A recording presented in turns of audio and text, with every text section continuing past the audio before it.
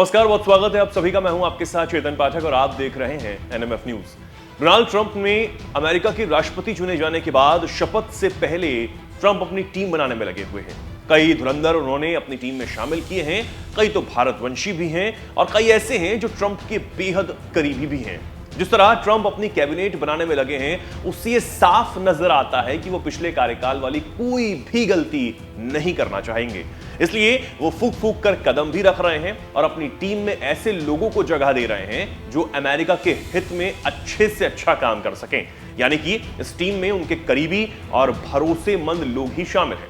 लेकिन अब कुछ लोग ये सवाल उठा रहे हैं कि ट्रंप ने अपनी टीम से मुसलमानों को दूर रखा, किसी भी मुस्लिम को उन्होंने अपनी टीम में जगह ही नहीं दी। इससे माना यह जा रहा है कि वो अपनी कैबिनेट को धार्मिक आधार पर तैयार कर रहे हैं और उन्होंने मुस्लिमों की अनदेखी की है।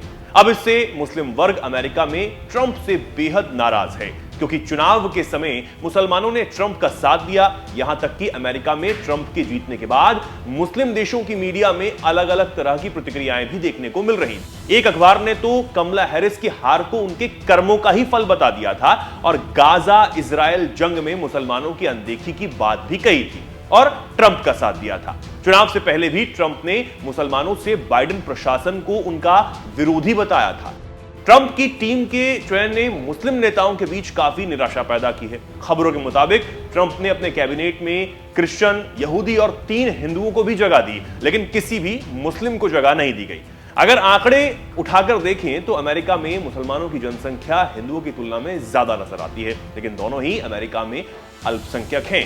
यानी कि मुस्लिम लगभग 3.5 करोड़ हैं और अमेरिका की कुल आबादी का ये 1.1% है। वहीं हिंदुओं की अगर बात करें तो हिंदू लगभग 2.5 करोड़ के आसपास है और ये अमेरिका की कुल आबादी का लगभग 0.7% है।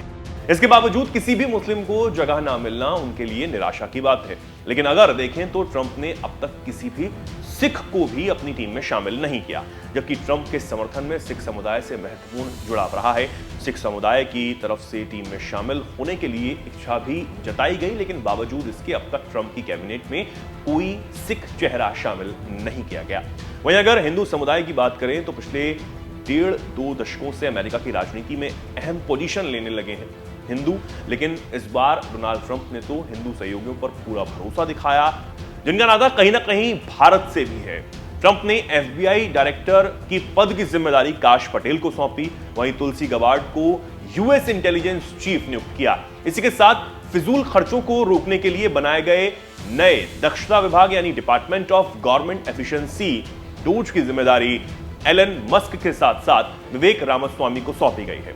पिछले कार्यकाल में वैसे भी ट्रंप ने कई बार ऐसे बयान दिए जो मुस्लिम समुदाय के खिलाफ समझे गए। उन्होंने कई मुस्लिम बहुल देशों के लोगों को अमेरिका में आने से रोक दिया था, जिसे मुस्लिम बैन तक कहा गया। अब देखना होगा कि टीम में तो शामिल करने के लिए मुस्लिम समुदाय को ट्रंप ने अलग रखा, लेकिन क्या इस कार्यकाल में मुसलमानों के लिए ट्रंप नरम नजर आएंगे या फिर वही होगा जो पिछले कार्यकाल में हुआ? आप इस पर क्या सोचते हैं, क्या कुछ कहना चाहेंगे? कमेंट सेक्शन में आप जरूर बताएं और देखते रहें एनएमएफ न्यूज। नमस्कार।